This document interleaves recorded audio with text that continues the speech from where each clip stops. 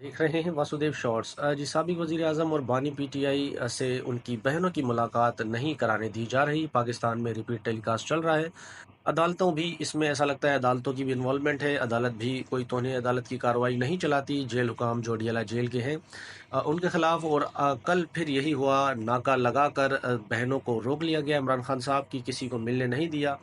सिर्फ एक फैसल चौधरी हैं, उनकी मुलाकात करा दी जाती है। वो खुशी खुशी चले जाते हैं और वो बाहर भी आ जाते हैं। तो इस पर अलीमा खान साहिबा ने या दूसरी जैसे बैरिस्टर गौहर हैं, उन्होंने भी तहफ़्फ़ुज़ात का इजहार किया और कहा कि जो फैसल चौधरी हैं, ये कर्नल साहब के ख़ास हैं। ये इमरान खान साहब से भागे भागे मिले चले आते हैं। इनकी गाड़ी को भी अंदर जाने दिया जाता है।